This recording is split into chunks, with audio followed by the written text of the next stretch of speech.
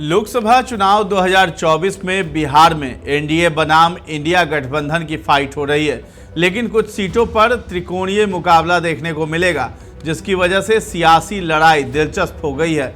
अब देखना है कि त्रिकोणीय मुकाबले में किसका पलड़ा भारी रहता है।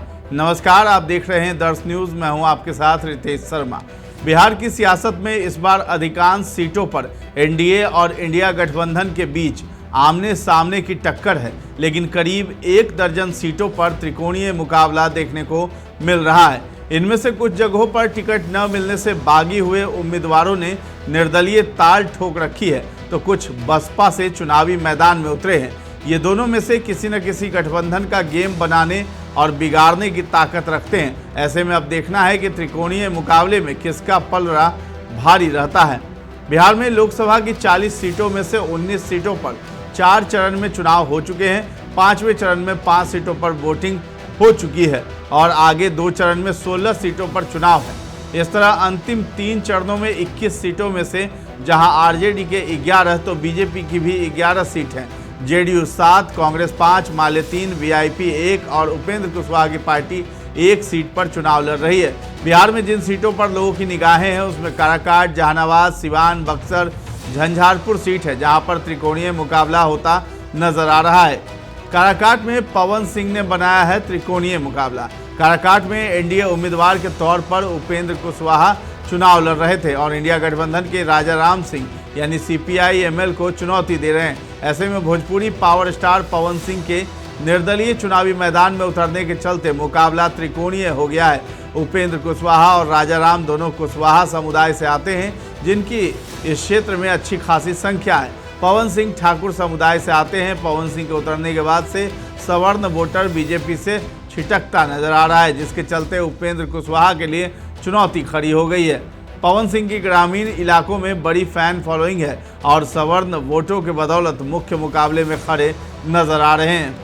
सिवान में हिना साहब के उतरने से मुकाबला रोचक हो गया है। सिवान लोकसभा सीट पर इस बार जेडीयू ने अपना उम्मीदवार बदल दिया है। जेडीयू ने मौजूदा सांसद कविता सिंह की जगह पर विजय लक्ष्मी को मैदान में उतारा है। सिवान से आरजेडी ने पूर्व विधानसभा अध्यक्ष अवध बिहारी चौधरी पर दांव खेला है, तो वहीं बाहुबली साहबुद्दीन की पत्नी हिना साहब भी चुनावी मैदान में निर्दलीय डटी हैं। इसलिए सिवान की लड़ाई कांटे की हो गई है।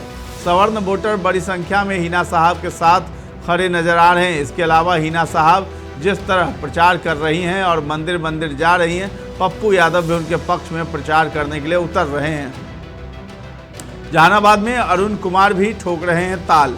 जहानाबाद लोकसभा सीट पर बसपा से पूर्व सांसद अरुण कुमार के चुनाव में आ जाने के कारण जेडीयू के लिए मुश्किलें बढ़ गई हैं। जेडीयू से चंदेश्वर प्रसाद चंद्रवंशी फिर से चुनावी मैदान में। उनके सामने आरजेडी से कद्दावर नेता सुरेंद्र यादव चुनावी मैदान में। 2019 में भी दोनों के बीच लड़ाई हुई थी और बहुत कम मतों से चंदेश्वर प्रसाद चंद्रवंशी चुनाव जीते थे। अरुण कुमार के उतरने के चलते एनडीए के लिए ये सीट निकालना आसान नहीं होगा। अरुण कुमार भूमिहार समाज से आते हैं, जो बीजेपी का कोर वोट बैंक माना जाता है। अरुण के उतरने से भूमिहार वोटों के बिखराव का खतरा बना हुआ है। बक्सर सीट पर ददन और आनंद मिश्रा हैं। बक्सर लोकसभा सीट पर बीजेपी से मिथिलेश तिवारी मैदान में हैं, तो उनके सामने आरजेडी से सुधाकर सिंह ने ताल ठोक रखी है। बीजेपी और आरजेडी के बीच फाइट है, लेकिन ददन यादव और आनंद मिश्रा के निर्दलीय उतरने से बक्सर की लड़ाई रोचक हो गई है। आनंद मिश्रा आईपीसी की नौकरी छोड़कर सियासी पिच पर उतरे हैं, तो ददन यादव आरजेडी से बगावत कर मैदान में हैं। इसके चलते ही ददन यादव आरजेडी उम्मीदवार सुधाकर सिंह को नुकसान पहुंचा रहे हैं, जबकि आनंद मिश्रा ने बीजेपी की टेंशन बढ़ा रखी है। ऐसे में बक्सर सीट पर चुनाव काफ़ी दिलचस्प बना हुआ है। अब बात करते हैं झंझारपुर, जहां गुलाब यादव खेल बिगाड़ सकते हैं। झंझारपुर लोकसभा सीट पर जेडीयू से मौजूदा सांसद रामप्रीत मंडल मैदान में है, तो इंडिया गठबंधन की तरफ से सुमन कुमार महासेठ किस्मत आजमा रहे हैं। ऐसे में गुलाब यादव बसपा से ताल ठोकने के बाद झंझारपुर लोकसभा सीट पर त्रिकोणीय मुकाबला माना जा रहा है। इस सीट पर यादव और मंडल समुदाय के मतदाता बड़ी संख्या में हैं। गुलाब यादव के उतरने से वीआईपी कैंडिडेट सुमन कुमार की टेंशन बढ़ गई है। पिछली बार गुलाब यादव आरजेडी से चुनावी मैदान में उतरे थे और नंबर 2 पर रहे थे। इसके चलते उनका इस सीट पर अच्छा खासा आधार है। तो फिलहाल जो है 4 जून को रिजल्ट सामने होगा और उसी दिन पता चलेगा कि कौन सा प्रत्याशी कहां किस सीट पर बाजी मार रहा है। फिलहाल इस खबर में इतना ही है। आपका क्या कहना है इस वीडियो को लेकर, ये सब हमें कमेंट सेक्शन में जा करके जरूर बताएं और हमारे चैनल को अब तक सब्सक्राइब नहीं किया है तो कर दीजिए। धन्यवाद।